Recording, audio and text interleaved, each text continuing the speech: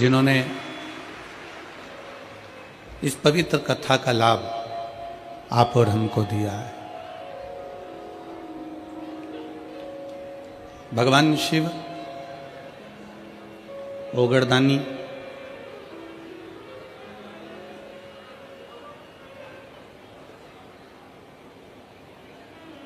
जिस मेरठ की भूमि पर आप और हम कथा को श्रवण कर रहे हैं,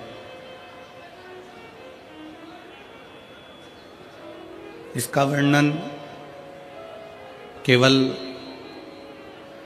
द्वापर या कलयुग में नहीं, इस मेरठ की भूमि का वर्णन सतयुग, त्रेता युग, द्वापर और कलयुग में भी रहा है। ये वो पवित्र भूमि है। अपने दिल से, जितने हृदय से मेरे देवाधिदेव महादेव की इस पवित्र धरा पर बैठकर आप कथा का लाभ ग्रहण करेंगे, उतना मेरा शिव आप पर करुणा करेगा। भगवान शंकर को प्राप्त करने के लिए, भगवान शिव की स्तुति गाने के लिए आप और हम सब एकत्रित हुए हैं।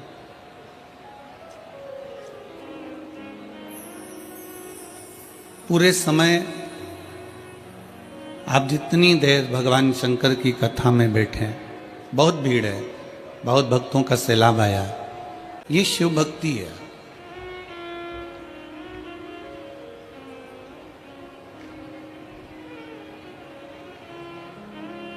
इत हस्तिनापुर है, उत हरिद्वार है, और बीच में मेरठ, और मेरठ के बीच में भी ये शिव महापुराण की कथा आपके दिल में बैठना चाहिए, आपके हृदय में बैठना चाहिए। जब आप इसको दिल से, हृदय से श्रवण करेंगे, और हम तो कहते हैं, भोले बाबा से यही निवेदन है, जैसे ठंड शरीर से चिपकती है, उसी तरह भोले बाबा भी आपसे चिपक जाए, और 7 दिन ऐसे चिपकें कि जब घर पर जाओ और घर के लोग आपसे पूछे कि तू, ठंड में तो लोग थर थर कांपते हैं, पर जब से शिव पुराण से आई है तब से श्री शिवाय नमस्तुभ्यम, श्री शिवाय नमस्तुभ्यम, श्री शिवाय नमस्तुभ्यम गा रही है। ऐसा क्या है?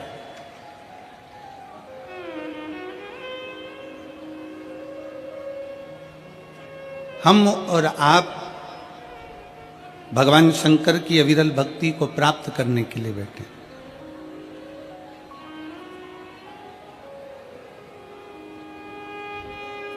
पर इतना याद रखो कि जितनी देर बैठो उतनी देर तुम्हारा दिल, तुम्हारा चित्त, तुम्हारा मन शिव में रहे।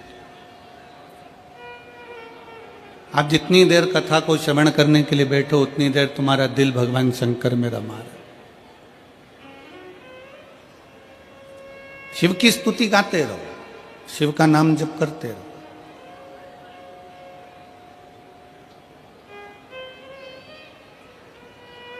आपकी पड़ोसन आपके पास में बैठी है, आपकी अड़ोसन आपके पास में बैठी है, आपकी धड़ोसन आपके पास में बैठी है।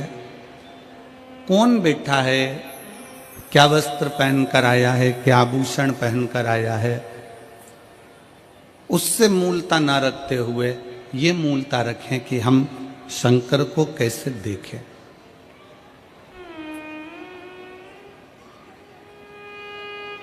और मेरे भोले तेरा सहारा है, मेरे भोले तेरा सहारा है, मेरी नैया का तू किनारा है, मेरी नैया का तू किनारा है। मेरे बाबा तुझे पुकारा है, मेरे बाबा तुझे पुकारा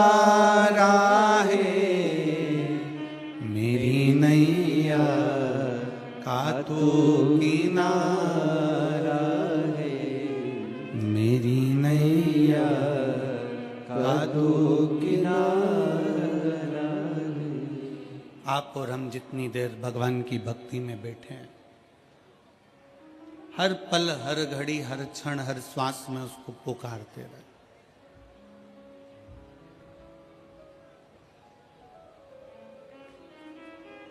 ये यजमान परिवार आशीष बंसल जी हैं, श्री कृष्ण कुमार गुप्ता जी हैं, जयप्रकाश जी हैं, राम कुमार जी हैं। ये सभी जब हम हापुड़ में कथा करने के लिए आए तो हापुड़ की पवित्र भूमि पर सब पहुंचे।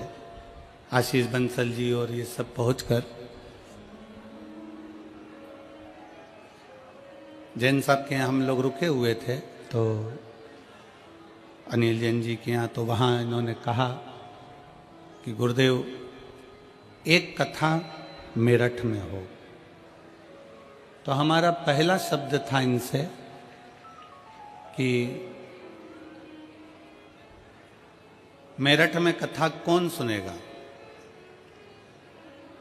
तो मैं श्री आशीष बंसल जी को इस चीज़ के लिए धन्यवाद दूंगा, अग्रवाल जी को इस चीज़ के लिए धन्यवाद दूंगा कि इनके मुख का शब्द था कि कथा मेरठ वाले सुने चाहे ना सुने, पर बेलकेश्वर महादेव जरूर सुनेंगे।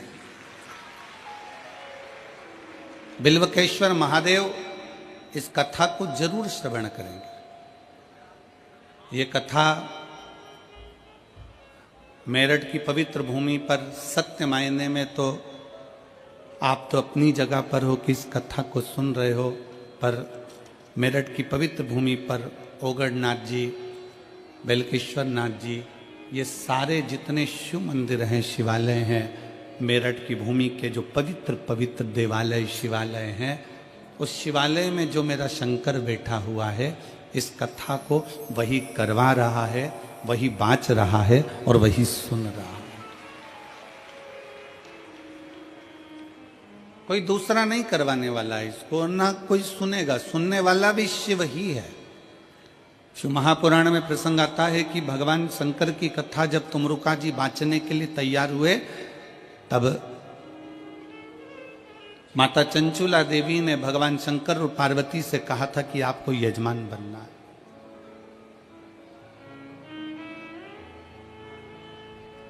और हमने पहले भी कथा में कहा, आज फिर कहते हैं, मेरठ की इस पवित्र धरा पर, वीरों की इस भूमि पर,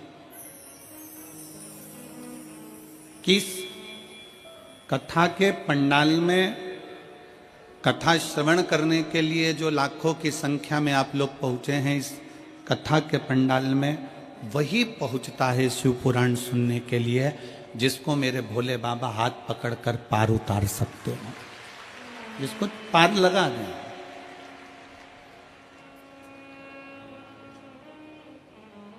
मेरे शंकर आपका हाथ पकड़कर आपको पार लगाएं, तो मेरा शिव आपका हाथ पकड़े और आपको पार लगाने का प्रयास करें।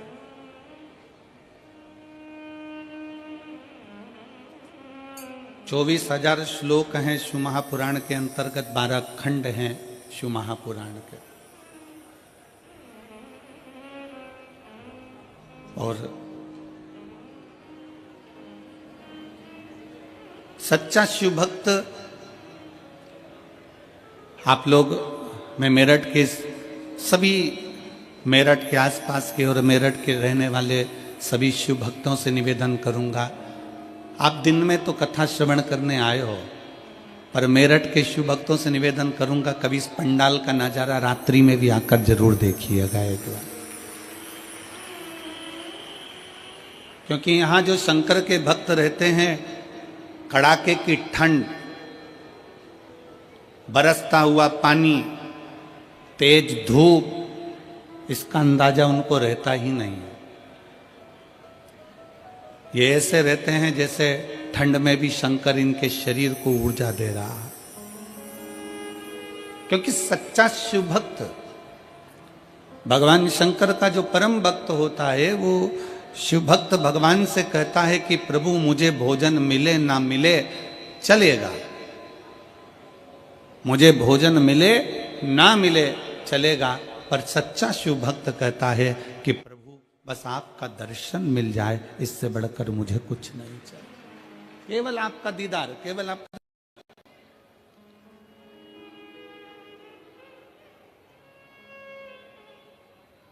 और एक बार यदि आपका दर्शन मिल गया, एक बार आप और हम कथा के पंडाल में जाकर बैठ गए, भगवान शंकर की कथा को श्रवण करने के लिए हम विराजमान हो गए, एक बार हम शंकर की भक्ति में पहुंच गए, शिव को प्राप्त करने के लिए अगर हम पहुंच गए तो शंकर भगवान से क्या मांगो, शिव से क्या प्राप्त करो।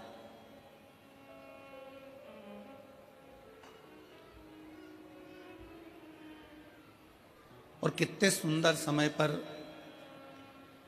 शिव महापुराण की कथा प्रारंभ हुई है। आज 15 तारीख है, कल 16 तारीख को आद्रा का नक्षत्र रहेगा, और ये वो नक्षत्र शिव महापुराण के अंतर्गत आता है जिस दिन ब्रह्मा और विष्णु के मध्य में एक अग्नि का खंभ प्रकट हुआ था। वो अग्नि के खंभ में एक ज्योति का दर्शन हुआ था, वही ज्योति 12 ज्योतिर्लिंग के रूप में विराजमान हुई थी। वो कल का दिन इस पूरे शिव महापुराण के अंतर्गत वर्णन आता है। अब इतने सुंदर दिवस में, इतने सुंदर अवसर में आप और हम भगवान शंकर की कथा को श्रवण करने के लिए बैठे हैं। कोई साधारण सा विषय नहीं है शिव महापुराण की कथा की, यहाँ से सुनी, यहाँ से निकाल दी, बची कुची थी कपड़ा में से झटकार दी, घर पहुँचे, घर वालों ने पूछा कथा में गई थी शिव पुराण की, हाँ, क्या लेकर आई है, तो कहा कोई पानी बांट रहा था तो पाउच ले आई, और कोई बिस्कुट बांट रहा था तो बिस्कुट ले आई, और कोई टॉफी बांट रहा था तो टॉफी ले आई। पर सच्चा शिव भक्त वो होता है जो कह दे कि मैं शिव महापुराण की कथा में गई थी और 7 दिन की शिव कथा सुनकर मैं शंकर को अपने साथ में बांध कर लेकर आई हूं, और वो मेरा शिव मेरे हृदय में विराजमान, मेरा शंकर अपने भीतर बैठा हुआ।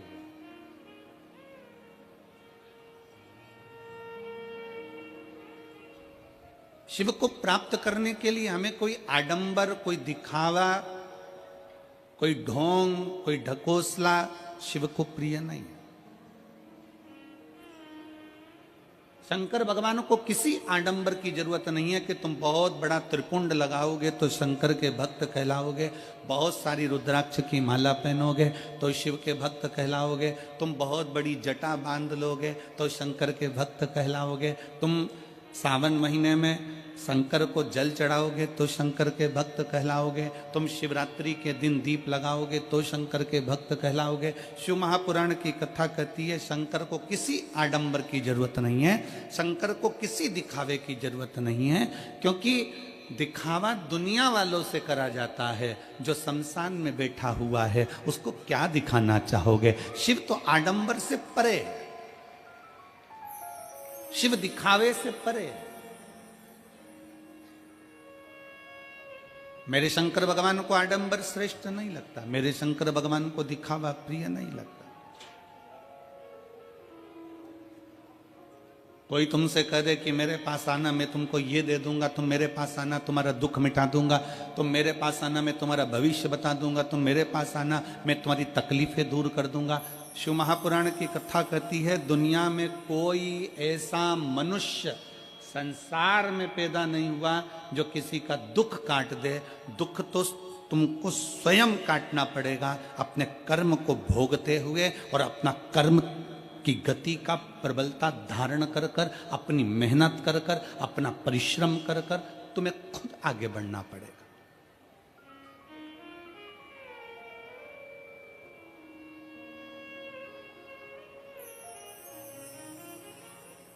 व्यक्ति बीमार होता है तो सबसे पहले अपने घर का इलाज करता है, घर में इलाज करते करते थक जाए तब फिर वो पास के प्राथमिक चिकित्सा केंद्र में जाता है, प्राथमिक चिकित्सा केंद्र में काम नहीं होता फिर वो बड़े अपने शहर के हॉस्पिटल में जाता है, अपने शहर के हॉस्पिटल के बाद फिर वो दिल्ली जाता है, फिर वो एम्स में जाता है, फिर वो कहीं जाता है, फिर वहाँ से इलाज कराता कराता मुंबई आदि तक पहुँच जाता है, फिर वहाँ से इलाज कराने के बाद और कहीं उसकी इच्छा होती है वहाँ पहुँच जाता है। क्यों? क्योंकि उसको मालूम है कि मैं डॉक्टर के पास जाऊंगा तो मेरा आधा दुख कट जाएगा, क्योंकि डॉक्टर भी शंकर का एक रूप होता है। भारत की भूमि के ही नहीं, पूरे देश के जितने डॉक्टर हैं ये मेरे शिव का एक रूप है। ना जाने कितनों को इन्होंने अपने ओर से बल लगाकर, दम लगाकर जितना बन सकता है उतना प्राण देने का प्रयास करते हैं। कोई कैसा भी मरीज हो, डॉक्टर का कोई दुश्मन नहीं होता, डॉक्टर का कोई दुश्मन। जैसे डॉक्टर का कोई दुश्मन नहीं है, अगर दुश्मन भी आ जाता है तो भी डॉक्टर उसको ठीक करने की दवा देता है। अगर कोई डॉक्टर का द्रोही भी आ जाए तो भी डॉक्टर उसको ठीक होने की दवा प्रदान करता है। जैसे डॉक्टर का कोई दुश्मन नहीं होता, क्योंकि डॉक्टर शंकर का एक रूप होता है, उसी तरह शंकर का कोई दुश्मन नहीं होता, शिव शिव होता है। शंकर शंकर। गंधर्व, अप्सरा, नाग, किन्नर, सुर, असुर जितने हैं सब शिव के भक्त हैं। अप्सराएं भी भगवान शंकर का भजन करती हैं, गंधर्व भी भगवान शंकर का भजन करते हैं, देवता भी भगवान शंकर का भजन करते हैं, असुर भी भगवान शंकर का भजन करते हैं, नाग भी भगवान शंकर का भजन करते हैं, मनुष्य मानव सब भगवान शिव की आराधना में डूबे रहते हैं। इसलिए शिव महापुराण की कथा कहती है कि 100 काम छोड़ो, सबसे पहले भोजन करो। 1000 काम छोड़ो, सबसे पहले स्नान करो। 1,00,000 काम छोड़ो, सबसे पहले दान करो। भोजन भूखे को कराओ, प्यासे को पानी पिलाओ। और करोड़ों काम छोड़ दो, सबसे पहले अपने नगर में अगर शिव महापुराण की कथा हो रही हो तो वहां 5 मिनट जाकर बैठ जाओ। अपने क्षेत्र में, अपने नगर में, अपने मोहल्ले में, अपनी सोसाइटी में, अपने कॉलोनी में कहीं 100 kilometre, 50 kilometre, 150 kilometre, 200 kilometre, 300, 400 kilometre के दायरे में भी अगर शिव महापुराण की कथा भगवान शंकर की आशीर्वाद से, उनकी कृपा से अगर आपको श्रवण करने को मिल जाए तो वहां 10 मिनट, 15 मिनट, 5 मिनट, 3 मिनट जरूर। किसी ने पूछा, गुरुजी 3 घंटे की कथा में आप कह रहे हो कि 5 मिनट, 2 मिनट, 1 मिनट जाकर बैठ जाओ, उतनी कृपा भोलेनाथ जी कर देते हैं, इतना सा समय? हम कहते हैं शरीर में बड़े से बड़ा रोग होता है तो एक छोटी सी गोली खाने से पेट का दर्द ठीक हो जाता है, छोटी सी गोली खाने से सिर का दर्द ठीक हो जाता है, छोटी सी गोली खाने से घुटने का दर्द ठीक हो जाता है। तो 7 दिन की कथा में से अगर 1 मिनट की भी कथा मिल जाए तो बड़े से बड़ा दुख मेरा भोलेनाथ अपने आप काट देता है, अपने आप। और अकाल मृत्यु वो मरे जो काम करे चंडाल का, और काल उसका क्या बिगाड़े जो भक्त हो महाकाल। जो शिव की आराधना करने वाला हो, शंकर की उपासना करने वाला, शिव भक्ति में डूबने वाला,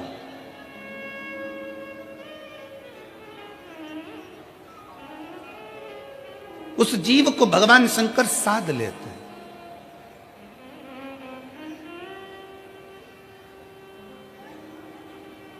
कई लोग कहते हैं, गुरुजी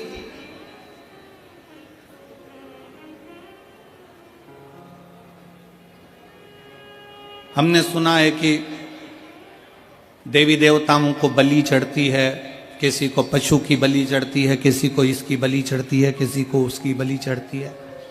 हमारी शिव महापुराण की कथा नहीं कहती कि किसी देवी देवता को बलि चढ़ती है।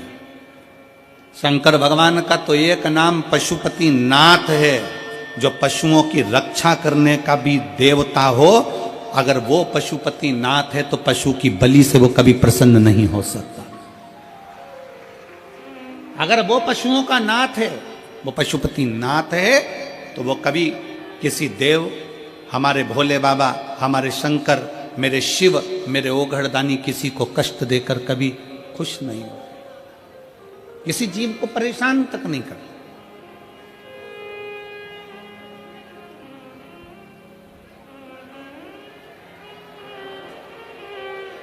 किसी को कष्ट नहीं देते मेरे शंकर। एक देवता है तो वो भी शंकर की आराधना में लगा है, एक असुर है तो वो भी शंकर की आराधना में लगा है, गंधर्व हैं वो भी शिव की आराधना में लगे हैं, अप्सरा हैं वो भी शिव की आराधना में लगी, सब भगवान शंकर की आराधना में लीन। लंका अधिपति रावण को अपनी बेटी मंदोदरी, अपनी बेटी मंदोदरी शिव की आराधना में डूबी रही,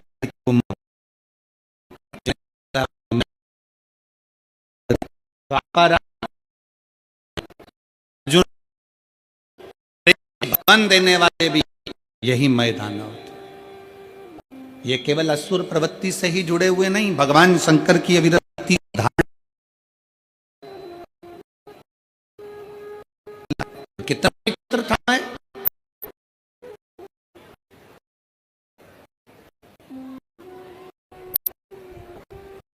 राजा मल की जो नगरी मेरठ, इस पवित्र भूमि पर मैं शंकर की आराधना करता, शिव की आराधना।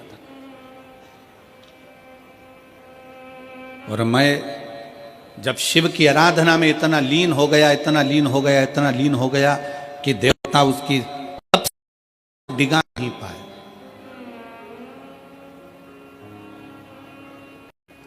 मैं तप साधना डिगी नहीं,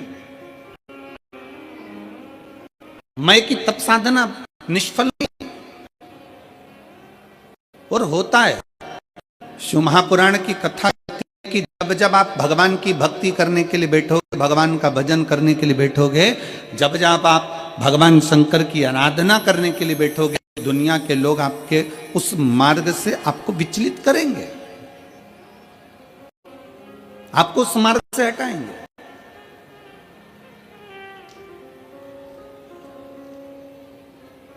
सात दिन की कथा में यहां पर कई माताएं ऐसी बैठी हैं, कई मेरी जीजियां ऐसी बैठी हैं, कई जीजा ऐसे बैठे हैं, कई बेटियां बेटे ऐसे बैठे हैं जिन्होंने संकल्प लिया। अपने पास में कथा 15 किलोमीटर 50 किलोमीटर 25 किलोमीटर दूर रही है, अपन कथा सुनने ले। भरोसा खाली नहीं जाता।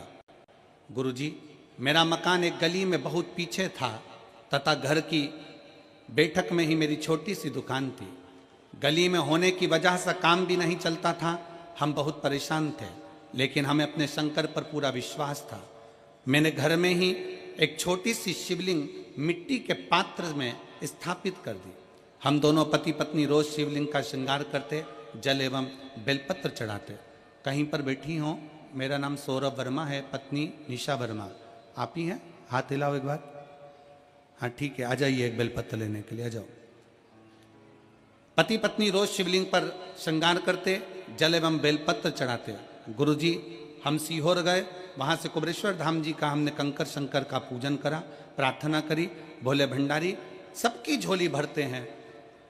बाबा की पवित्र भूमि को नमन कर कर बाबा से विनती कर कर आ गए, गुरुजी आपके द्वारा हमारे नज़दीक में हापुड़ में कथा हुई, वहाँ हम पति पत्नी बच्चों के साथ पंडाल में बैठ गए और पंडाल में बैठकर हमने बाबा से प्रार्थना करी कि बाबा हमारी दुकान बाजार में हो जाए, जिससे कम से कम हमको कुछ खाने को अच्छा मिलने लगे और कुछ अच्छे से अपनी ज़िंदगी जी सकें।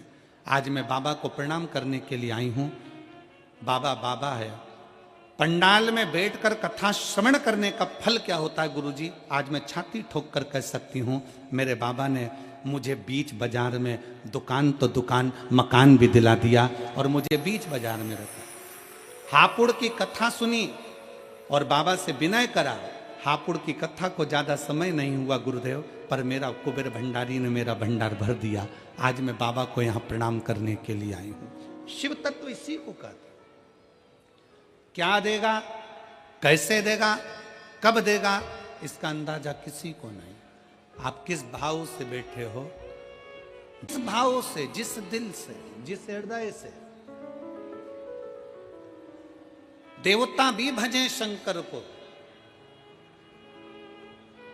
और फिर निवेदन है, अगर शरीर में रोग है तो सबसे पहले डॉक्टर के पास जाओ। डॉक्टर जो जांच बोले, जो चेकअप बोले वो सब करो, क्योंकि डॉक्टर शिव का एक रूप है।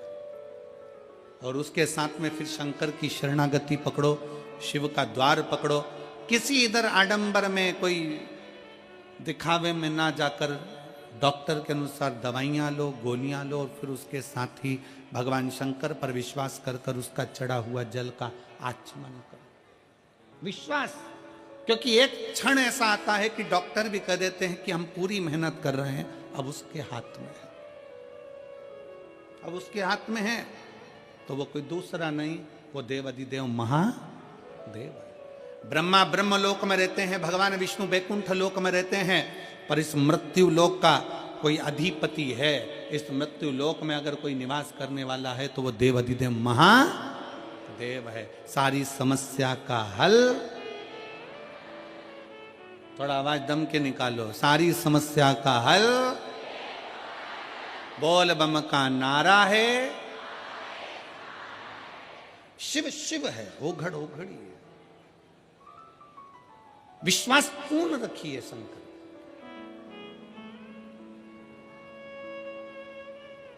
मैदानव, ये वही नगरी है मैदानव की, मेरठ की वो नगरी जहां बैठकर भगवान शंकर की आराधना मैदानव करता, शिव की आराधना।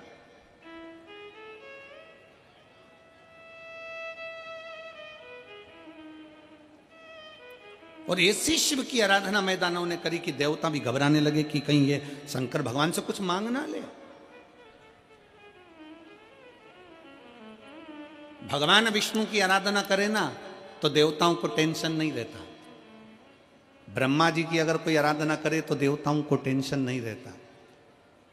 माता लक्ष्मी की कोई आराधना करे, मां सरस्वती की कोई आराधना करे, 33 कोटि देवी देवताओं की कोई आराधना करे तो देवताओं को टेंशन नहीं होता। पर अगर कोई शंकर की आराधना करता है तो देवताओं को सबसे बड़ा टेंशन होता है, क्योंकि शिव भोले हैं, तुरंत उनको कोई याद करता है और शंकर भगवान कुबेर का भंडार भर देते हैं। ऐसे मेरे ओगड़दानी सबसे ज्यादा चिंता, सबसे ज्यादा टेंशन शंकर भगवान की पूजन का सारे देवताओं को रहता, हमेशा, हर पल, हर घड़ी।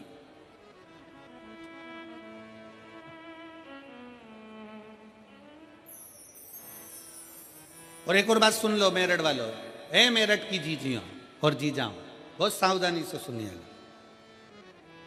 आप इतनी सारी संख्या में पहुंचे हो ना कथा श्रवण करने के लिए, तो देवताओं को टेंशन हो गया तुम्हें देख देख के। कब इतने सारे आए हैं, शंकर जी की कथा सुनेंगे और शिव जी की कथा सुनेंगे तो खाली तो कोई जाता नहीं है। शंकर ना जाने इनको क्या क्या देकर भेज देगा, कोई भरोसा नहीं है। शिव शिव है, ओघड़ी ओघड़ी है, शंभु शंभु है।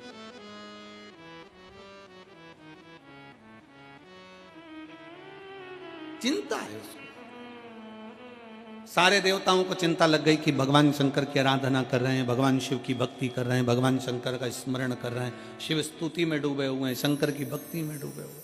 हो जाता है, टेंशन होता है लोगों को।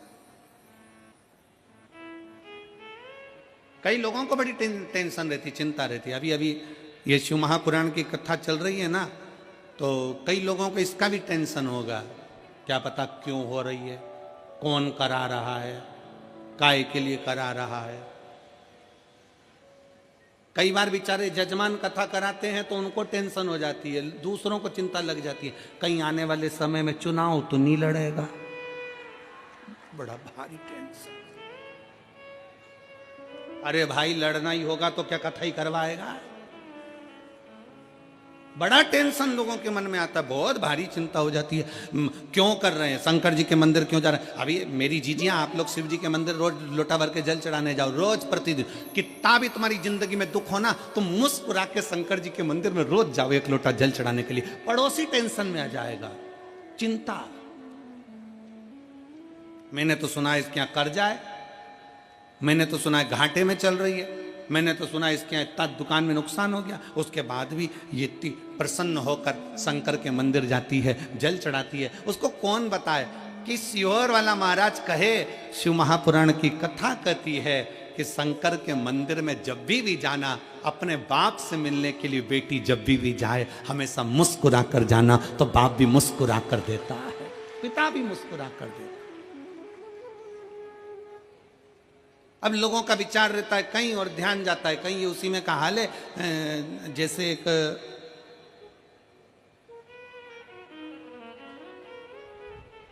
पति की पत्नी मर गई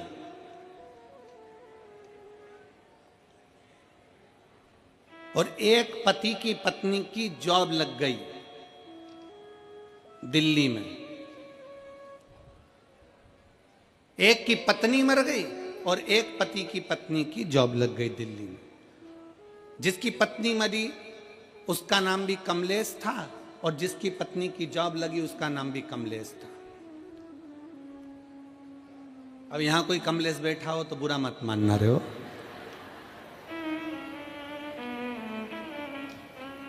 अब पत्नी की जॉब लग गई, पत्नी दिल्ली पहुंच गई।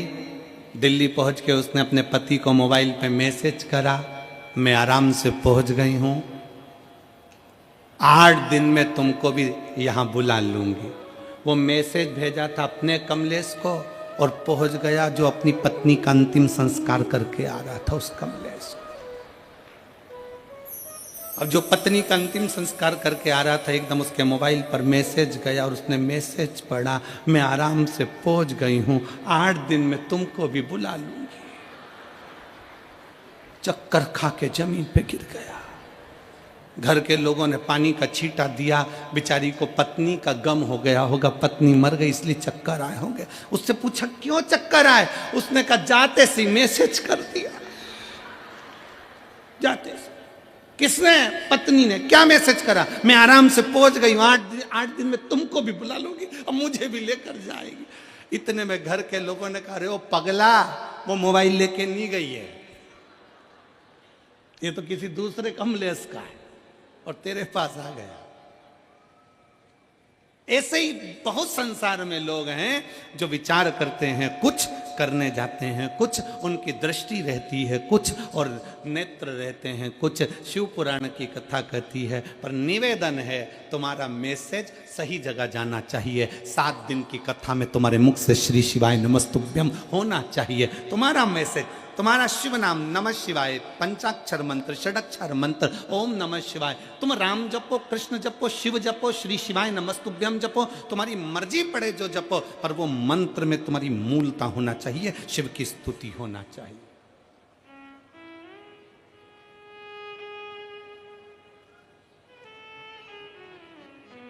उसमें दिखावा नहीं होना चाहिए, उसमें आडंबर नहीं होना चाहिए।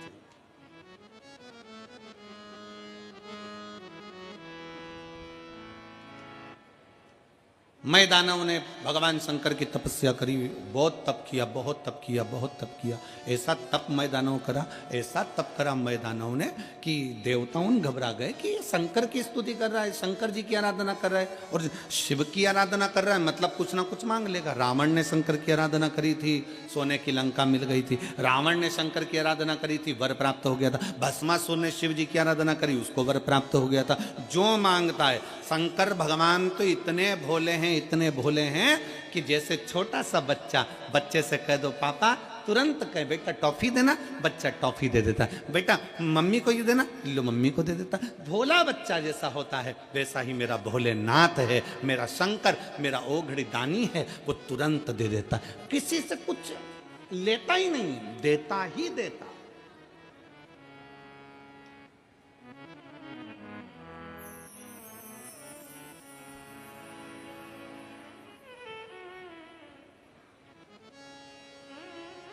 पक्की मित्रता, पक्की दोस्ती का लक्षण क्या होता है?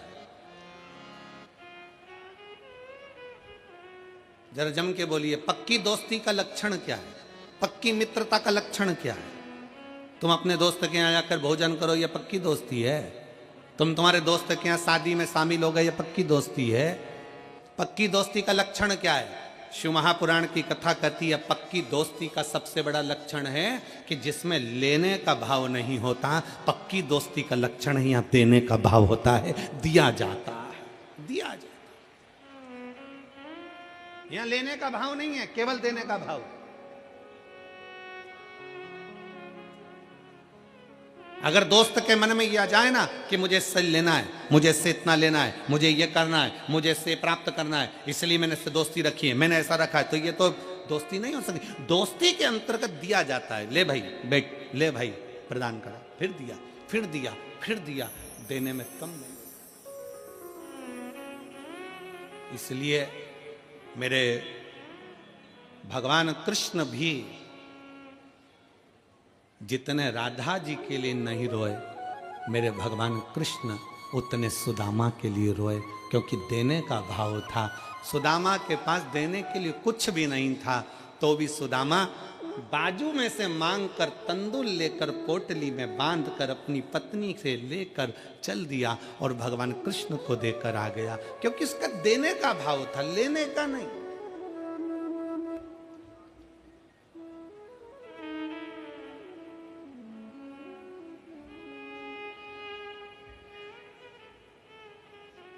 इसलिए आप और हम एक बार गुनगुनाते हैं ना,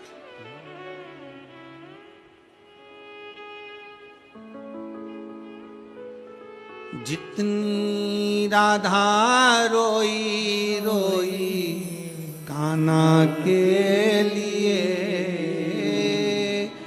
जितनी राधा रोई रोई कान्हा के लिए, कन्हैया उतना रोया रोया गे सुदामा के लिए, कन्हैया उतना रोया रोया गे सुदामा के लिए। जितनी राधा रोई रोई कान्हा के लिए, जितनी राधा रोई रोई कान्हा के लिए, कन्हैया उतना रोया रोया है सुदामा के लिए, कन्हैया उतना रोया रोया है सुदामा के लिए। सच्ची मित्रता में देने का भाव होता। देवता चिंता में आ जाते हैं अगर कोई शंकर की आराधना करे, शिव को एक लोटा जल चढ़ाए, शंकर की आराधना करे, शिव स्तुति करे, तो देवताओं को चिंता लग जाती है, ना जाने क्या मांग लेगा, ना जाने क्या प्राप्त कर लेगा, पता नहीं क्या ले लेगा। ये चिंता बढ़ गई। मैदानों ने तप करा तो देवताओं को चिंता बढ़ी, चिंता बढ़ी तो उन्होंने तप को तोड़ना चाहा, तप टूटा नहीं, विजय प्राप्त कर ली। विजय प्राप्त करा तो गया देवताओं के लोक में, भ्रमण करने के लिए गया था देवलोक में, और मैदानों ने भ्रमण करते करते देखा कि एक सुंदर सी अप्सरा जिसका नाम हेमा है,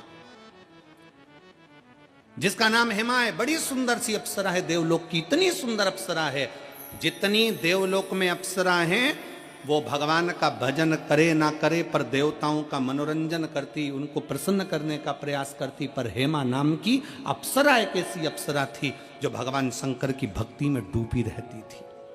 हेमा अप्सरा शिव की भक्ति में डूबी रहती, शिव तत्व की प्राप्ति है, भगवान शंकर की प्राप्ति, शिव स्तुति है। इतनी सुंदर अप्सरा हेमा, उस हेमा अप्सरा को देखा, बड़ी सुंदर है, बड़ी सुंदर। देवलोक की जितनी अप्सरा हैं वो देवताओं को रिझाने का कार्य करें, देवताओं को मनाने का कार्य करें, पर हेमा अप्सरा भगवान शंकर की भक्ति में डूब जाती है। हेमा अप्सरा भगवान शिव की भक्ति में डूब जाती है, शिव भक्ति में लीन। हेमा का नियम था भगवान शिव की भक्ति कर, हेमा का नियम है भगवान शंकर की विरल भक्ति में डूबना। और शिव भक्ति ऐसी थी हेमा की, हेमा अप्सरा की, मैं दानव ने जो हेमा अप्सरा को देखा तो समझ गया कि इसको मैं अपनी अर्धांगिनी बनाऊंगा, इसको मैं अपनी पत्नी बनाऊंगा। और हेमा अप्सरा को मैदानों ने अपनी अर्धांगिनी बना लिया, पत्नी बना।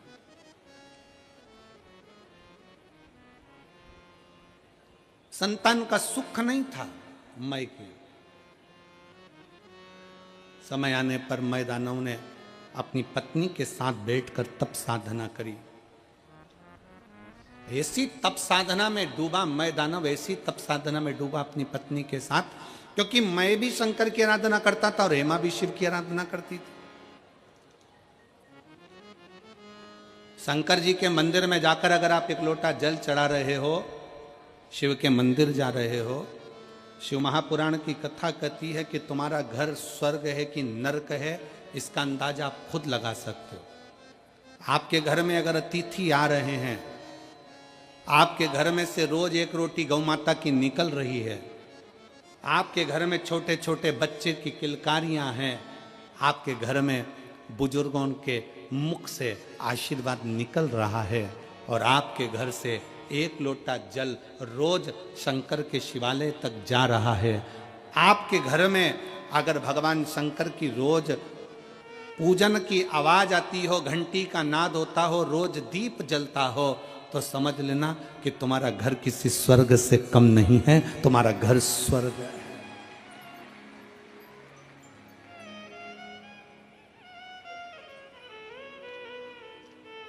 लिंग पुराण के अंतर्गत लिखा, लिंग पुराण में वर्णन किया गया कि जिसके घर का एक लोटा जल अगर शिवालय तक जाता है, लिंग पुराण कहती है जिसके घर का एक लोटा जल शंकर के मंदिर तक जाता है, उस घर के दरवाजे पर स्वयं 33 कोटि देवता उसके चौखट पर खड़े होकर उसके घर की रक्षा करते हैं। वो शंकर का घर होता है, वो शिव का घर है। आपके घर से अगर एक लोटा जल चढ़ाने के लिए आप शंकर के मंदिर में जा रहे हो, शिव के शिवालय तक जा रहे हो, शंकर की चौखट तक जा रहे हो, समझ लेना आपका घर नहीं, शंकर का घर है। 33 कोटि देवता उसके दरवाजे पर खड़े रहते हैं, 33 कोटि देवता उसके द्वार पर खड़े रहते हैं। शिव का द्वार है वो, शंकर का द्वार।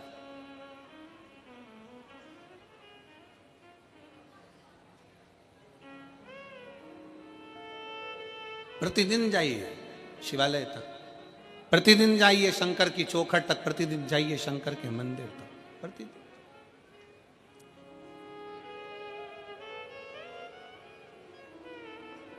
मैं दानव हेमा के साथ में बैठकर तप साधना में लीन हो गए।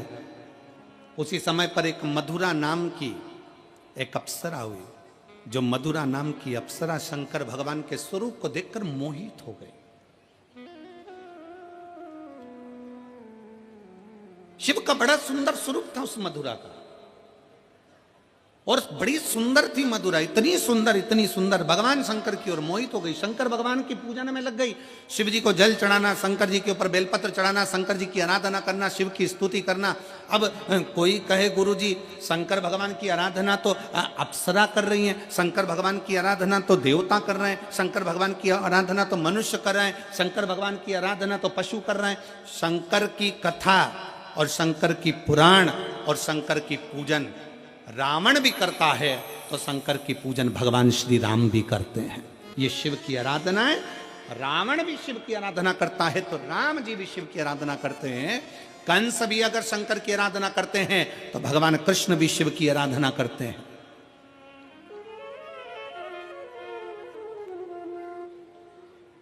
सबका शिव है,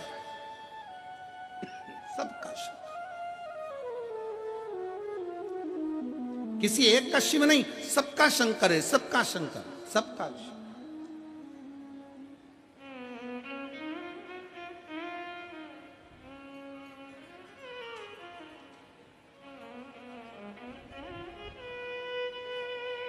और महाराज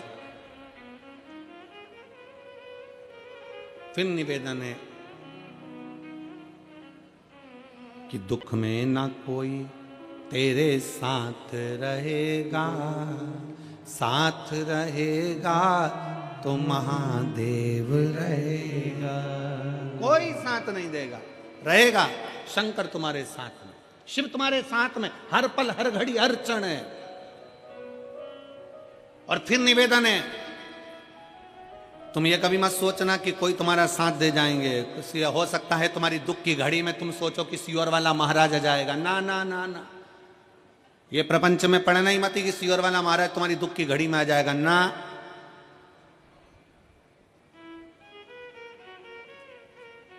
सियोर वाले महाराज की भी दुख की घड़ी में महादेव आता है, तो तुम्हारी दुख की घड़ी में भी वही महादेव आएगा, कोई दूसरा नहीं। इस लक्षण में, इस सोच में, इस विचार में मत रहना कि कोई तुम्हारा दुख काटने के लिए जाएगा। अपना दुख अपने को स्वयं काटना, अपनी तकलीफ अपने को स्वयं काटना। बस शिव की स्तुति करिए, और वो शंकर की स्तुति साधारण नहीं होती महाराज। भगवान देवाधिदेव महादेव शिव कथा कह रहे हैं, भगवान शंकर का चरित्र कर। एक मधुरा नाम की अप्सरा शंकर भगवान को देखकर मोहित हुई,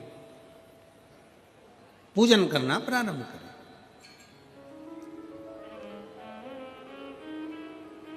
अब शिव जितना तप से भगवान शंकर प्रसन्न नहीं होते,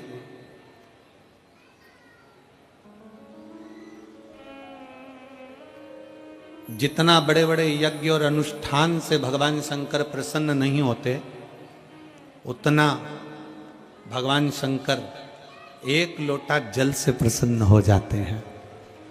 एक लोटे जल से मेरा देवाधिदेव महादेव प्रसन्न हो जाते, मेरा शंकर प्रसन्न हो जाता।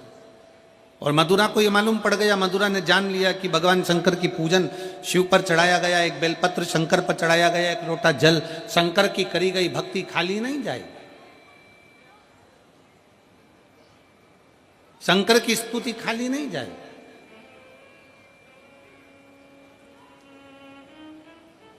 और बहुत जरूरी है, जितने लाखों की संख्या में आप लोग बैठे हुए हो, आस्था चैनल पर जितने लोग कथा सुन रहे हैं, फेसबुक यूट्यूब पर जो लोग सुन रहे हैं, और इस पवित्र मेरठ की भूमि पर जितने शिव भक्त इस कथा को सुन रहे हैं, वो अपने अंदर एक बात उतार लेना, तुम अगर धर्म की रक्षा कर रहे हो, तुम धर्म के पथ पर आगे बढ़ रहे हो, और तुम अगर धर्म को ज्ञात कर कर धर्म की रक्षा में लगे हो, तो एक दिन वही धर्म तुम्हारी भी रक्षा करेगा और तुमको भी बचाने का प्रयास करेगा। आज चारों तरफ उपद्रवी लोग सनातन धर्म को नीचे दबाने का प्रयास कर रहे हैं। आज के जमाने में सनातन धर्म को नीचे की ओर ले जाया जा रहा है। भगवान की निंदा करना, शंकर जी पर दूध क्यों चढ़ा रहे हो, शंकर जी की आराधना क्यों कर रहे हो, देवी जी पे चूनर क्यों चढ़ा रहे हो, देवी जी की आराधना क्यों कर रहे हो, क्यों शंकर जी की पूजन करते हो, क्यों देवताओं की पूजन करते हो। दुनिया के लोगों ने एक लक्ष्य बना रखा है कि सनातन धर्म के देवताओं को बदनाम किया जाए, सनातन धर्म के देवताओं के लिए अपशब्द कहा जाए, और जब ये सनातन धर्म से हट जाएं तो हमारे अपने धर्म में इनको ले लिया जाए और इनके अपने धर्म में विराजमान कर कर इनको भी धर्म भ्रष्ट कर दिया जाए। पर मेरठ वासियों और मेरठ की मेरी जीजियों, चिंता विषय नहीं है। चिंता इस बात की करना है कि आपके और हमारे बच्चे संस्कारों से विहीन तो नहीं है। अपने घर के बच्चों को जैसे ड्रेस पहनाती हो, अपने घर के बच्चों को जैसे बैग टांग कर देती हो, अपने घर के बच्चों को जैसे टिफिन बना कर देती हो, अपने घर के बच्चों को एक लोटा जल भर कर दो, उसको भी शंकर के मंदिर पहुंचाना प्रारंभ करो। जिस घर का बच्चा शंकर के मंदिर की देहली चढ़ता है, जिस घर का बच्चा शंकर के मंदिर की चौखट चढ़ता है, उस घर का बूढ़ा व्यक्ति कभी वृद्धाश्रम पर नहीं चढ़ता है। याद रखना इस बात। अपने बच्चों को यह संस्कार दीजिए कि हमारे घर के बच्चे आगे बढ़ें और मंदिर, देवालय, शिवालय तक पहुंचे। एक पत्र है, और मैं बच्चे को धन्यवाद देता हूं इस चीज के लिए कि बच्चे ने कुछ भी नहीं छुपाया, जो बोलना था सब बोल दिया। मैं इस बच्चे को धन्यवाद देता हूं। मेरा नाम ब्रजेश सेन है। मैं जिला टीकमगढ़ मध्य प्रदेश का रहने वाला हूं। कहीं बैठा हो बेटा तो हाथ हिला सकते हो, अगर कहीं बैठे हो तो हाथ हिला सकते हो। मेरा नाम ब्रजेश सेन है। मैं आप ही हैं बेटा? आ जाओ, एक बेलपत्र ले जाना। एक बार हाथ हिलाओ, वापिस वापिस हाथ हिलाओ। हाँ ठीक है, आ जाइए, आ जाओ, एक बेलपत्र ले जाना, आ जाइए। मेरा नाम ब्रजेश सेन है। मैं जिला टीकमगढ़ मध्य प्रदेश का रहने वाला हूं। शंकर भगवान की महिमा का मैं क्या गुणगान करूं गुरुदेव। 20 साल की मेरी उम्र है। मुझे गलत लोगों की संगत के कारण 18 साल का था तब से ही गलत लत में लग गया था। ड्रिंक करना, मदिरा पीना और गलत गलत कार्य करना। गुरुदेव, दारू का नशा ऐसा कोई नशा नहीं था जो मैं नहीं करता था। सारे गलत काम भी मैंने किए। 2019 में आपकी पहली बार कथा को सुना ऑनलाइन। गुरुदेव, पहली बार कथा सुनी, वो भी नशे में सुनी। दारू के नशे में था, मोबाइल पर कथा सुनी। बस नशे से जब होश में आया, सुबह 4:30 बजे मैं जागा और 4:30 बजे जाकर मैंने फिर उसके बाद में ये विचार कर लिया कि अब मैं दारू को नहीं छूंगा। और ऐसा नहीं है गुरुजी कि ये दारू का नशा करने वाला व्यक्ति नियम भी खुद बनाता और तोड़ता भी खुद ही है। मैं ऐसा करूंगा ये विचार कर लिया, कई बार भी सोचा, पर ये पहली बार था जो शिव महापुराण की कथा का लत लग गया शरीर को। 8:30 बजे फिर वापिस मैं कथा को सुनने के लिए मोबाइल पर लगा लिया। 8:30 बजे मैंने कथा सुनी, शिव जी के मंदिर गया, शंकर के मंदिर में जाकर बाबा की भक्ति में लग गया। सीहोर पहुंचा, बाबा का वहाँ पर कंकर शंकर पूजन करा, वहाँ से रुद्राक्ष ले आया, बाबा की कावड़ बढ़ी। बाबा से विनती करना प्रारंभ कर दिया कि कभी नशा ना करूं और कभी गलत काम ना करूं। गुरुदेव, आज बाबा की कृपा से कई साल हो गए, शंकर की कथा सुनता हूँ, मंदिर में झाड़ू लगाता हूँ, पोछा लगाता हूँ, शिव की आराधना करता हूँ और आज बाबा की कृपा से कोई नशा नहीं करता, सारे नशे से मुक्त हूँ। और 1 साल नहीं, कई साल निकल गए। बाबा 3 साल से नित्य लगातार नियम से, 3 साल से नित्य लगातार, 3 साल से नित्य नियम से मंदिर, झाड़ू, पोछा, सुबह शाम सब 3 साल से नित्य नियम से मंदिर, झाड़ू, पोछा सब कर रहा हूँ और बाबा की कृपा से सारे नशे से मुक्त हूँ। और बाबा ने अब मेरा हाथ भी पकड़ लिया, बाबा की कृपा से आगे भी बढ़ रहा हूँ। ये शिव, इसको शंकर कहते हैं।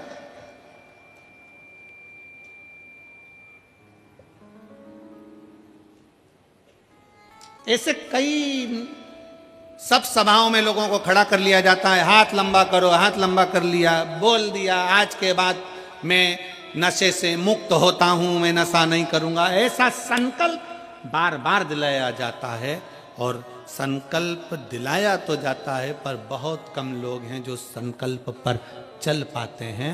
संकल्प वही सफल होता है जो दिल से किया जाता है। पंडाल में बैठकर कथा सुनकर जो संकल्प लिया जाता है वो मूल होता है, वो मूल है। आप अपने भीतर का संकल्प प्रबल करिए, आप अपने भीतर का नियम प्रबल करिए। नशा करो, पर वो नशा दारू का या मदिरा का नहीं कि रात को पी सुबह उतर गई। नशा एक और होता है, शंकर के मंदिर में 1 लोटा जल चढ़ाने का और शंकर के नाम को गाने का। वो कभी उतरता नहीं, वो कभी नहीं उतरता। वो नशा शिव भक्ति का जितना चढ़ता है, मैं दानव है, असुर है, राक्षस है, पर उसने शंकर की भक्ति का नशा जो धारण करा वो नशा ऐसा रहा कि देवलोक की अप्सरा हेमा अप्सरा के साथ उसका विवाह हो गया। मैं दानव को शंकर की भक्ति का नशा ऐसा चढ़ा कि इसी मेरठ की भूमि पर मैं दानव की इसी नगरी में रहकर उसने अपनी पत्नी के साथ में भगवान शंकर की आराधना करी कि मुझे संतान सुख प्राप्त हो। और एक मधुरा नाम की एक अप्सरा शिव को देखकर मोहित हो गई। उस अप्सरा ने कोई तप साधना नहीं करी, शंकर की पूजन, एक लोटा जल, एक बेलपत्र शंकर को एक अक्षत चढ़ाती, प्रार्थना करती। एक दिन माता पार्वती को लगा कि ये अप्सरा शंकर को पाना चाहती है, शंकर से कुछ पाना नहीं चाहती, शिव को पाना चाहती। पार्वती को बुरा लग गया।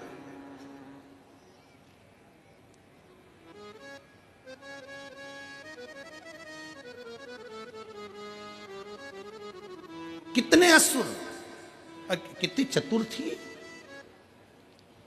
रामचरितमानस की युद्ध का क्रम प्रारंभ करने वाली वो एक रावण की बहन, क्या नाम था, जम के बोलो जरा, शूर्पणखा, कितनी समझदार थी। उसके बराबर विद्वान दुनिया में कोई नहीं हो सकता। शूर्पणखा के बराबर कोई विद्वान नहीं हो सकता। जो शूर्पणखा राक्षस की बहन, असुर की बहन, वो शूर्पणखा भी राम जी के पास जाकर कहती है, तुम सम पुरुष न मोसम नारी, तुम्हारे जैसा पुरुष नहीं है, मेरे जैसी स्त्री नहीं है। पूछा राम जी ने, क्या चाहती हो? शूर्पणखा कहती है, तुम्हें अपना बनाना चाहती हूँ। शायद दुनिया की पहली राक्षसी थी जो भगवान से कहती है मैं तुम्हें अपना बनाना चाहती हूँ। हमारे यहाँ तो अच्छे अच्छे लोग भी कहते हैं ये प्रॉपर्टी में अपनी बनाना चाहता हूँ, पर राम अपना नहीं बनाना चाहते, पर राक्षसी राम को अपना बनाना चाहती है। बड़े बड़े महात्मा, संत, साधु, सन्यासी, तपस्वी, साधक, उपासक, बड़े बड़े प्रवचन देने वाले भी प्रॉपर्टी अपना बनाना चाहते हैं, गाड़ी अपना बनाना चाहते हैं, बंगला अपना बनाना चाहते हैं, अपना अपना ट्रस्ट बनाना चाहते हैं, पर भगवान को कोई अपना बनाना नहीं चाहता। पर वो राक्षस की बहन शूर्पणखा भी राक्षस की बहन होकर भगवान के सामने जाकर सीधा ऑफर देती है, तुम मेरे और मैं तुम्हारी, और कुछ नहीं चाहिए। सीधा ऑफर है, तुम मेरे बन जाओ और मैं तुम्हारी बन जाऊं, इससे बढ़कर दुनिया में कुछ नहीं। लोग कहते हैं रावण की बहन ने युद्ध करा दिया, कहते हैं ये युद्ध मेरे राम का है। राम दिल में बैठ जाए तो फिर काम, लोभ, आसक्ति, वासना और तृष्णा से युद्ध तो होना ही चाहिए।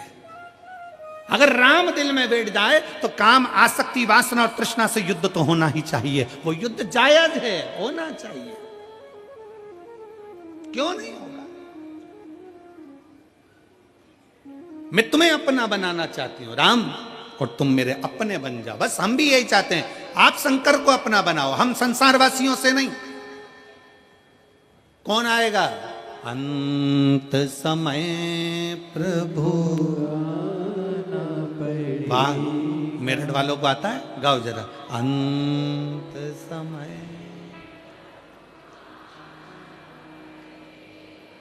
वचन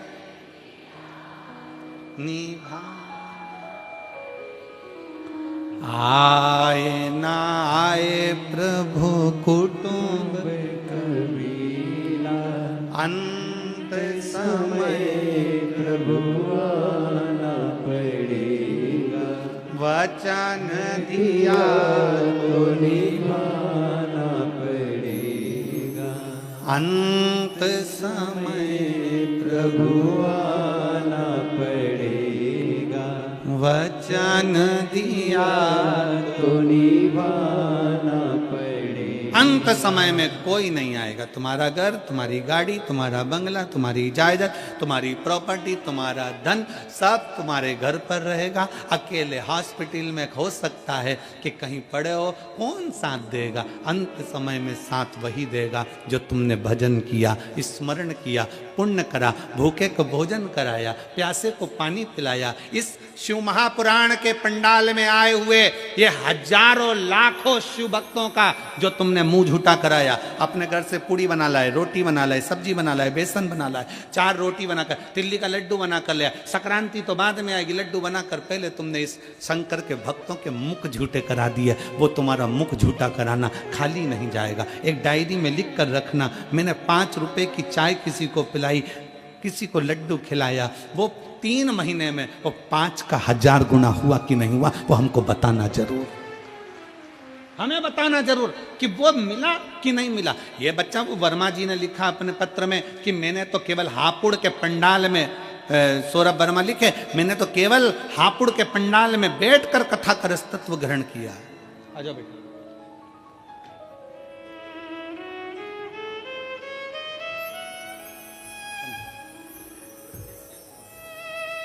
इस बच्चे के लिए भी ताली बजाओ जिसने प्रेरणा दी है आज की टीम को।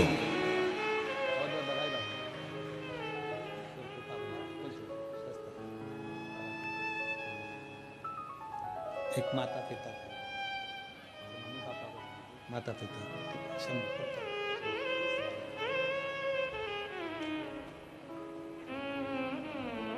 आपका किया गया भजन, आपका किया गया स्मरण, फिर निवेदन है, पैसा साथ नहीं जाएगा, करोड़ों का धन है सब यहीं छूट जाएगा, पर पैसे का पुण्य बनाइए।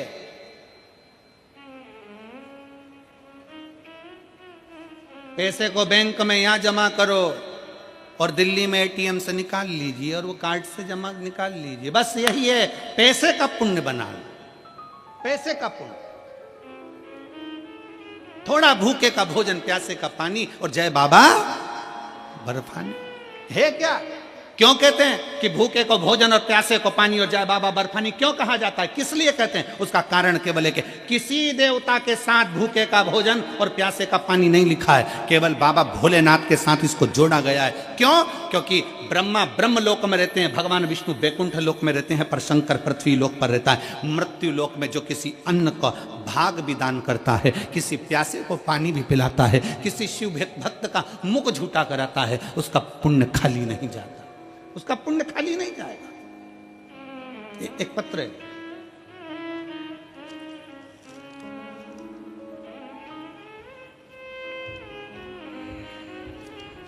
मेरा नाम ओमवती है, मेरा मोबाइल नंबर ये है।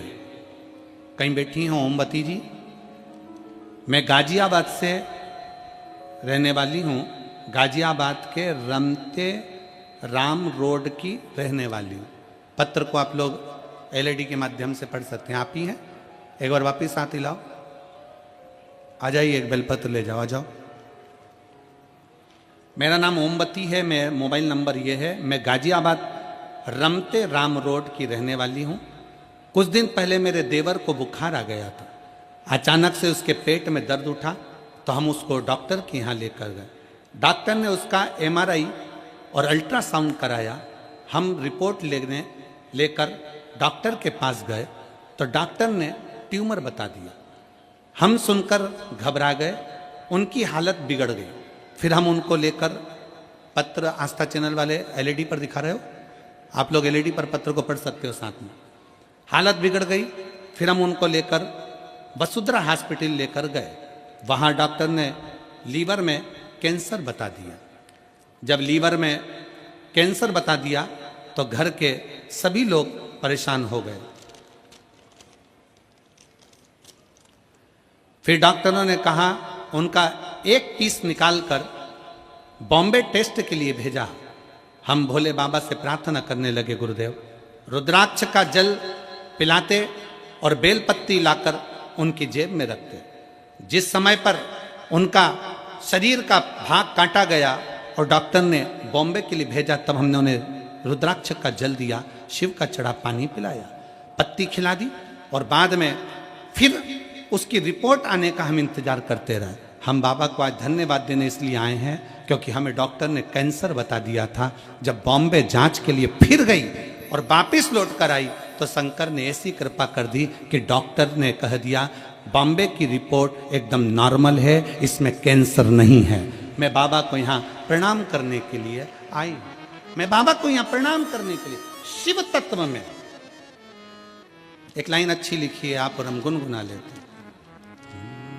खाली ना जाता कोई दर से तुम्हारे, खाली ना जाता कोई दर से तुम्हारे, मैं भी खड़ी हूँ नन्ही बाहें पसारे, अपने हृदय से लगा लो, लगा लो, गिरी जा रही हूँ, उठा लो, उठा लो, भोले अपने दर से अब तो ना टालो, गिरा जा रहा हूँ, उठा लो, उठा लो। आप शिव को जल चढ़ा रहे हो, उसके लिए विनय कर रहे हो, निवेदन कर रहे हो,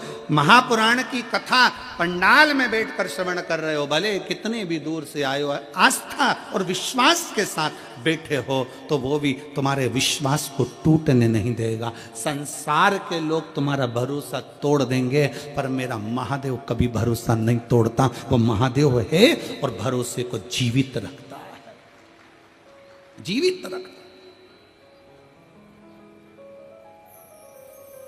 वो नहीं टूटने देता।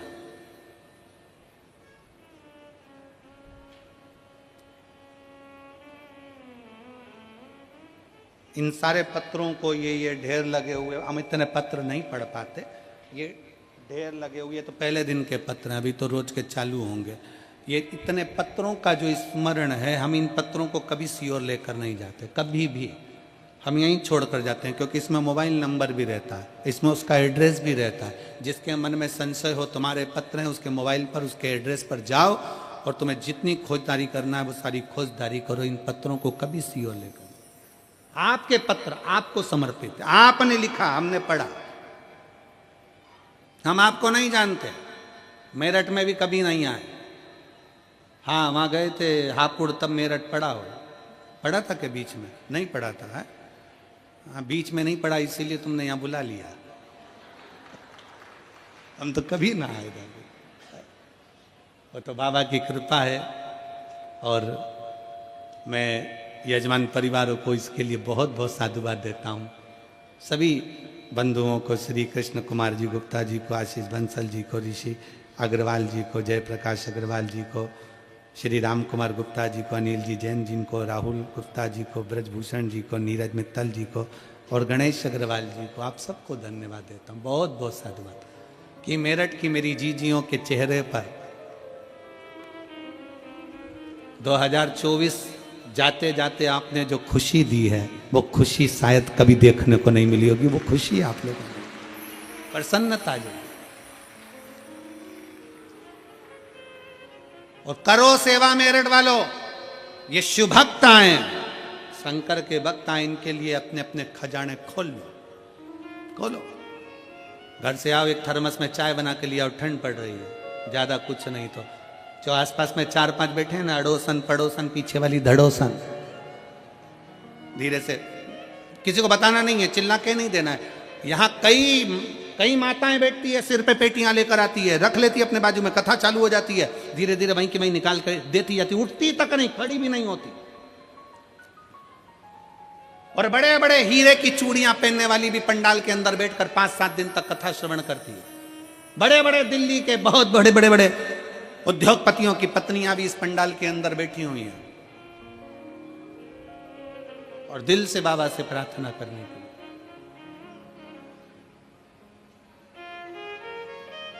शिव की भक्ति करो। मधुरा नाम की अप्सरा ने शंकर को, पार्वती जी को क्रोध आ गया, पार्वती को लगा कि ये क्या कर रही है। पार्वती गुस्से में आकर माता पार्वती ने मधुरा को श्राप दे दिया, तुझे श्राप देती हूं, तू मेंढक बनेगी, मेंढकी बनकर, मेंढक बनकर तू कुएं में रहेगी। रोने लगी है अप्सरा मधुरा, मेरी गलती क्या है, मेरी क्या गलती। तो शिव को गलत दृष्टि से देखा, शंकर को तूने गलत दृष्टि से देखा, शंकर को गलत दृष्टि से। हाँ, शिव महापुराण की कथा कहती है,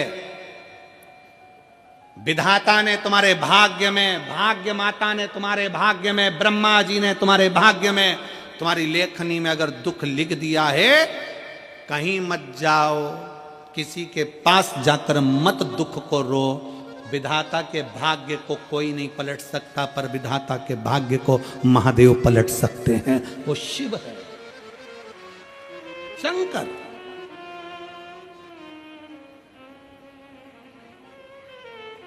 चौदह वर्ष तक मेरे भगवान राम वन में रहे। पूरे राम जी के वन गमन के समय पर अभी की शासन ने,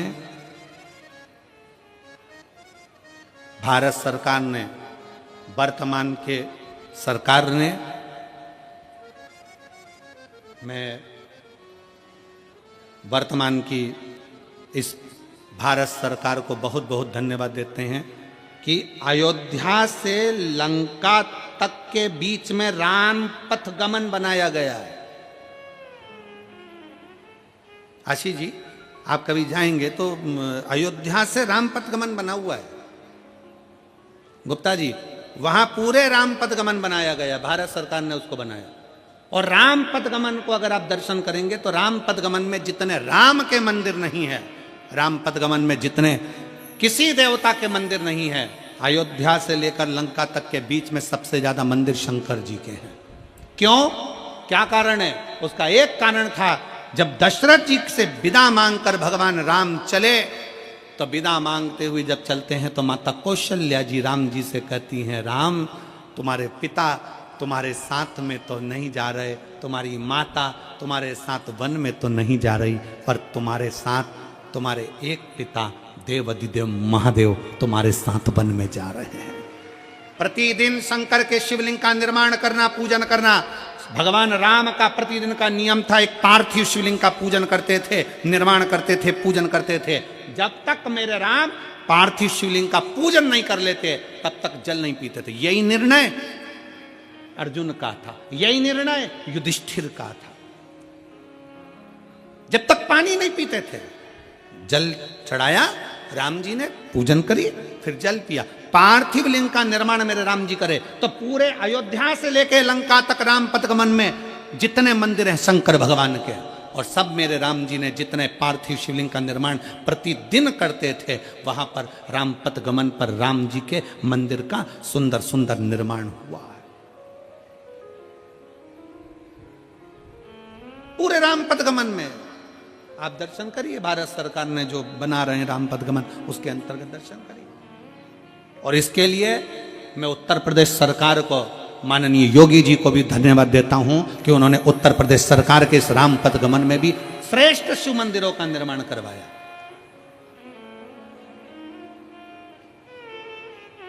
श्रेष्ठता है।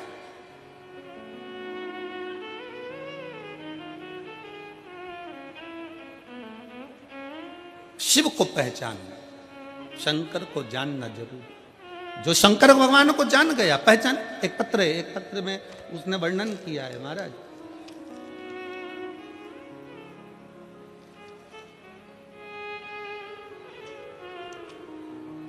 मेरा नाम माया देवी है और मैं गगन बिहार भोपुरा गाजियाबाद, भोपुरा है कि भोपुरा ही है, कहीं बैठी हो तो हाथ हिला सकती हैं। मेरा नाम माया देवी है और मैं गगन बिहार भोपुरा गाजियाबाद उत्तर प्रदेश की निवासी हूँ। मेरा मोबाइल नंबर ये है। आप ही हैं? ऐसे हाथ हिला दो एक बार। आ जाइए, आ जाओ, एक बिलपत्र ले जाना। पत्र को पढ़ते हैं। मेरा नाम माया देवी है और मैं गगन बिहार भोपुरा गाजियाबाद उत्तर प्रदेश की निवासी हूँ। मेरा मोबाइल नंबर ये है। गुरुजी, एक लोटे जल का मैं क्या वर्णन करूं।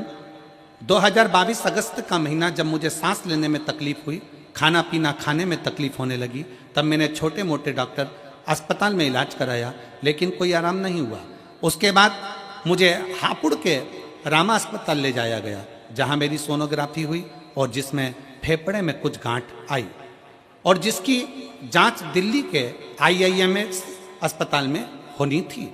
वहां जब टेस्ट हुआ तो गुरुदेव पता चला कि तीसरी अवस्था का, थर्ड स्टेज का फेफड़ों का कैंसर हो गया है। थर्ड स्टेज का फेफड़ों का कैंसर सुनाया गया। पूरे घर में मातम सा पसर गया और गली मोहल्ले व रिश्तेदार भी कहने लगे इस बीमारी का तो कोई इलाज ही नहीं है।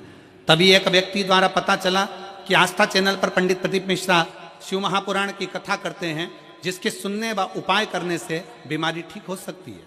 अब मैं कथा सुनने लगी व उपाय करने लगी। इस दौरान मैं हरिद्वार में बाबा की कांवड़ भरने चली गई। फिर मैं वहाँ से आई, सीहोर चली गई। पंडाल में 7 दिन तक मैंने कथा सुनी, रुद्राक्ष महोत्सव को श्रवण किया और बाबा को रोज जल चढ़ाती, रुद्राक्षोत्सव का आनंद लेती। IMS फिर मुझे अस्पताल में भर्ती किया गया। अब जान बचना मुश्किल था, मेरे फेफड़ों का पानी भर चुका था। उस दौरान मेरी बड़ी बेटी रोज शिवलिंग पर जल चढ़ाती, बेलपत्र लाती, मुझे ग्रहण करने को देती और भगवान शंकर का जो रुद्राक्ष लेकर आए थे उसको पानी में गलाकर मुझे देती। 4 लीटर पानी मेरे फेफड़ों से निकाला गया। 10 दिन में मुझे आराम लगा। अब मैं रोज खुद मंदिर जाना प्रारंभ कर दी, बेलपत्र खाना प्रारंभ कर दी, बाबा की धोक लगाना प्रारंभ कर दी। बाबा मेरा कैंसर ठीक कर दो, बाबा इसका कोई इलाज नहीं है। 25 सितंबर सोनोग्राफी हुई और सोनोग्राफी की रिपोर्ट आई और 1 अक्टूबर को वो रिपोर्ट आई। जब रिपोर्ट डॉक्टर ने देखी तो वो हैरान हो गया और मुझसे कह रहा था रिपोर्ट आपकी है किसी और की है। हम उस रिपोर्ट को दिखाए तो डॉक्टर ने कहा कि आपके शरीर में कैंसर की गठान नहीं है, आपके शरीर में कैंसर की गठान नहीं है। इसे सुनकर मैं खुशी से भर उठी और बाबा को नमस्कार कर कर प्रार्थना करने लगी, बाबा तूने मेरा कैंसर समाप्त कर दिया। आज मैं बाबा को प्रणाम करने के लिए यहां पहुंची हूं। शिव की स्तुति है।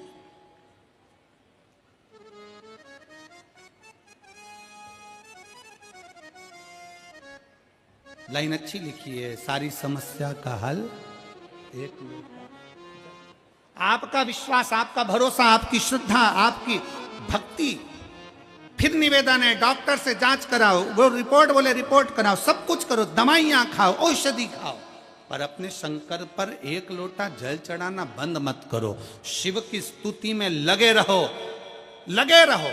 एक ना एक दिन मेरा भोले बाबा तुम्हारी बीमारी को समाप्त जरूर करेगा, क्योंकि उस पर करा हुआ भरोसा कभी टूटता नहीं है, कभी नहीं टूटेगा। उसने माँ ने लिखा, जांच कराने के बाद मां लिख रही है, डॉक्टर पूछ रहा है 1 अक्टूबर 25 अक्टूबर को सोनोग्राफी कराई, 1 अक्टूबर को जांच आई और रिपोर्ट डॉक्टर ने देखी तो वो हैरान रह गया और मुझसे कहा यह रिपोर्ट आपकी है, ये रिपोर्ट आपकी है। हैरान हो गया कि ऐसा हो सकता है क्या। जिसके शरीर में एक बार कैंसर आ गया फिर रिपोर्ट नॉर्मल कैसे आ जाए, कैसे हो सकता, कैसे ठीक हो सकता।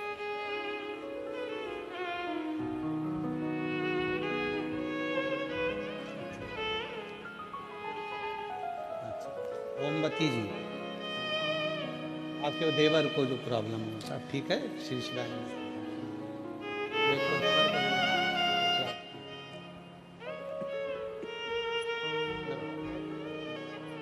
हर हर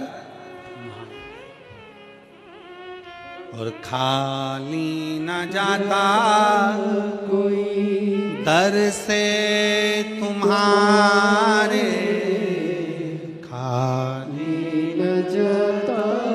आप जिस भरोसे से, आप जिस विश्वास से, कई लोग दिल्ली के कई लोग मैसेज करे, गुरुजी हमारे दिल्ली में कब कथा होगी, हम शिव महापुराण की कथा कैसे श्रवण करें। हम उन बहनों से निवेदन करना चाहते हैं, दिल्ली में बहुत भीड़ होती है, इसलिए आप दिल्ली 55-50 किलोमीटर दूर होगी, बाबा से प्रार्थना कर कर गाड़ी लेकर दिल्ली से आप मेरठ आओ और कथा का लाभ लेकर अपने दिल्ली को जाओ, शिव तत्व को धारण करो।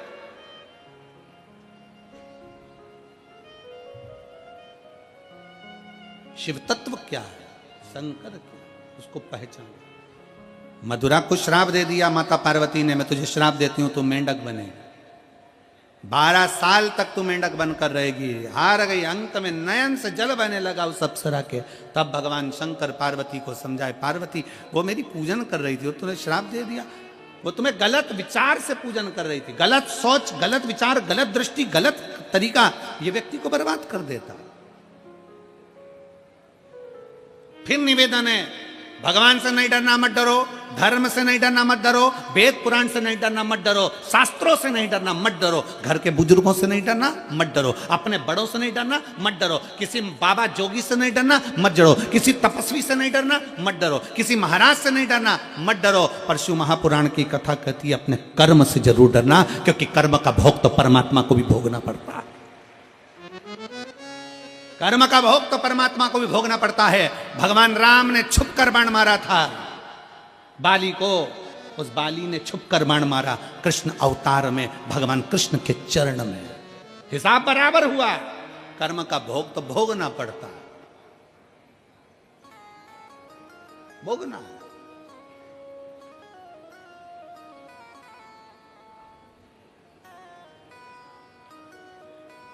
इसीलिए निवेदन, मत बुरे कर्म कर बंदे वरना पछताएगा, भगवान की आंखों से तू बच नहीं पाएगा, तू बच नहीं पाएगा। अरे ओ अज्ञानी मत करना दानी, तेरे कर्म का फल भी तो ही पाएगा, जैसा किया तूने तेरे आगे आएगा। मत बुरे कर्म कर बंदे वरना पछताएगा, भगवान की आंखों से तू बच नहीं पाएगा, तू बच नहीं पाएगा। अपने कर्म गति को अपने को भोगना है। मधुरा 12 वर्ष तक मेंढक बनकर जन्मी, पर शंकर ने कह दिया तू चिंता मत कर, 12 वर्ष के बाद तेरा शरीर छूटेगा, जैसी सुंदर आज है वैसी सुंदर रहेगी, पृथ्वी पर अवतरित होगी और तेरे माता पिता तुझे पाल पोस कर बड़ा करेंगे। पर मधुरा ने कह दिया कि मैंने तो आपकी भक्ति करी थी आपको पाने के लिए। शिव कहते हैं मैं तो नहीं मिलूंगा, पर मेरा भक्त तुझे मिलेगा जो तुझे अर्धांगिनी बना लेगा। समय बीता, मैं दानव अपनी पत्नी हेमा के साथ में इसी राष्ट्र में इसी मेरठ में बैठकर तप साधना में लगे थे, और समय बीता, तप साधना पूर्ण कर कर जा रहे थे। कुएं में से एक बच्ची की रोने की आवाज आई। जैसी आवाज आई उस लड़की को कुएं से निकाल लिया। मैदानव ने हेमा की गोद में डाल दिया। हेमा और मैदानव ने उस लड़की का नाम मंदोदरी रख दिया। उस लड़की का नाम मंदोदरी रख दिया। और वो मंदोदरी धीरे धीरे जब अवस्था लेने लगी, थोड़ी बड़ी हुई, पार्थिव लिंग का निर्माण करती, पूजन करती, पार्थिव लिंग का निर्माण कर कर पूजन में लीन हो गई।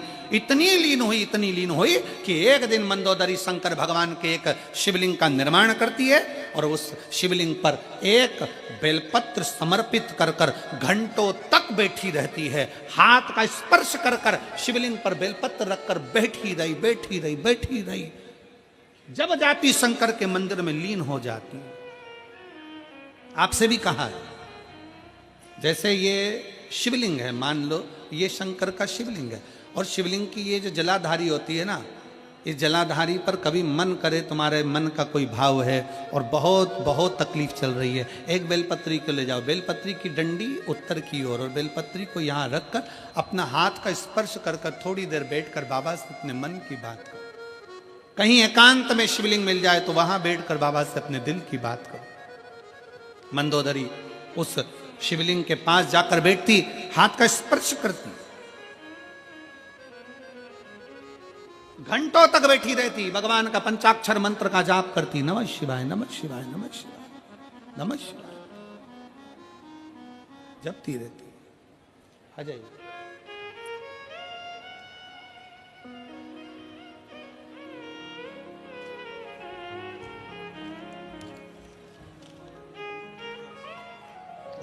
श्री शिवाय नमस्ते। माया देवी ठीक बाबा।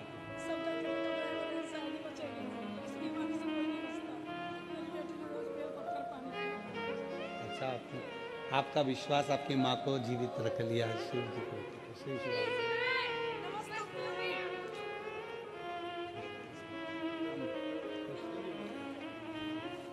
माया देवी हैं, फेफड़े का गठान थी, कैंसर हो गया था।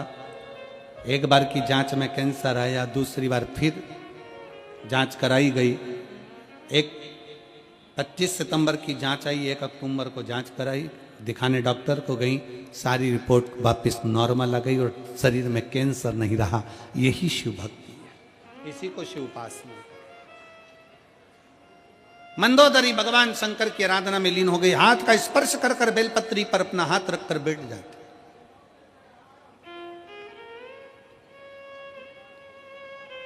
और बेलपत्री पर जब हाथ रखकर बैठती, भगवान शंकर से अपने मन की बात कहती रहती।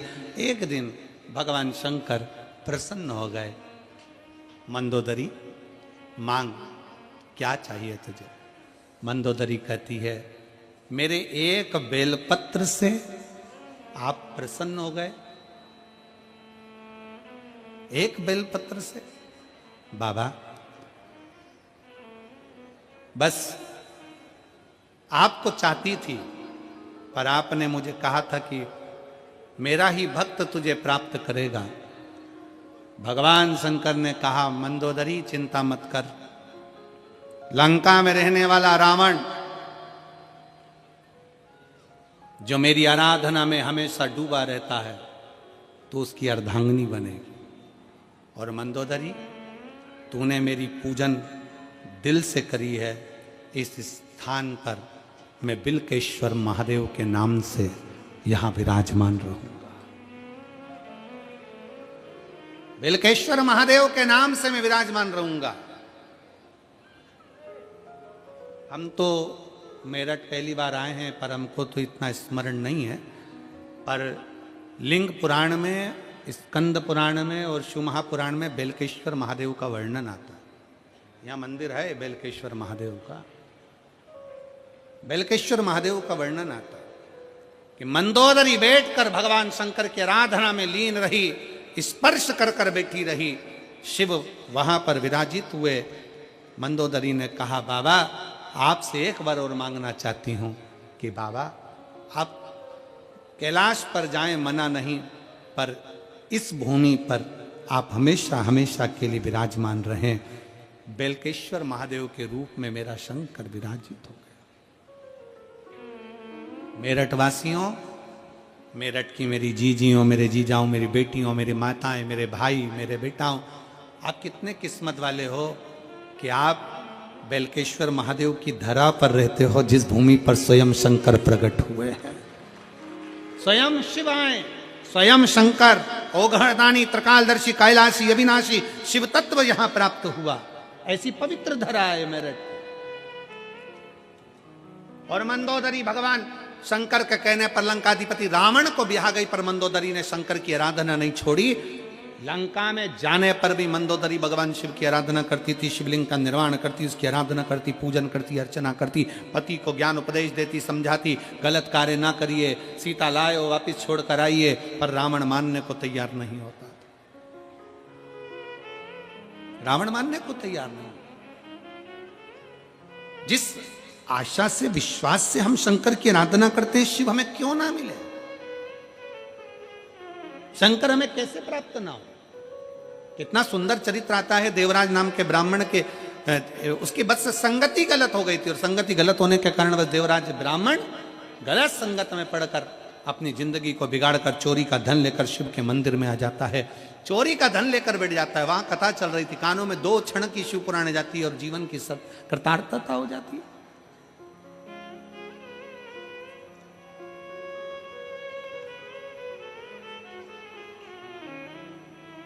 अभी सिरपुर महाराष्ट्र में कथा थी, हम जहाँ ठहरे थे, तो आशीष हमसे पूछा, गुरुजी ये कितने, ये लोगों का जहाँ अपन ठहरे हैं इनका कोई भाग्य भाग्य लिखा होता है क्या? हम आशीष से कहे, आशीष जिसके घर का दाना पानी बाबा ने लिखा है और जिसके घर में बाबा का भजन होना लिखा है, उतने दिन वहाँ रहकर ना जाने कौन से पुण्य यजमान करता होगा, ना जाने कौन सा भाग्य लिखा कर लाता होगा। कि जिसके घर में रहकर 7 दिन 5 दिन शंकर जी की अखंड माला जाप, क्योंकि हम किसी से मिलते नहीं, ये जजमान परिवार हो चाहे टीवी चैनल वाले सब जानते हैं कि हम 4 दिन कथा के किसी से नहीं मिलते। हमारा जाप श्री शिवाय नमस्तुभ्यम, अपना कमरा, बाबा का भजन, और जो घर में भोजन बन जाए 2 रोटी बाबा की पाओ, शंकर की स्तुति करो और भगवान के गुणगान करो। किसी से मिलना ना जुड़ना। शिव भक्ति कोई भाग्य लिखा कर लाया होगा तो वहां रुकना हो जाता है, और कोई भाग्य होगा आपका और हमारा सबका, कोई किस्मत होगा, कोई भाग्य होगा तो मेरठ की धरा पर शिव महापुराण की कथा सुनने का सौभाग्य मिले। ये शिव तत्व है, ये शंकर की कृपा है। कोई पूर्व हमारे माता पिता की पुण्य ही होती है, तब जाकर ये शिव कथा हमको और आपको श्रवण करने का सौभाग्य मिलता है।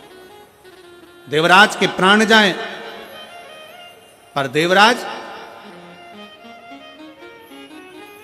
जिसकी मां बुजुर्ग अवस्था में भी शंकर का दरवाजा नहीं छोड़ी, तो वो देवराज के प्राण तो छूटे, पर शंकर भगवान के नंदी पर बैठकर कैलाश धाम तक चला। कैलाश धाम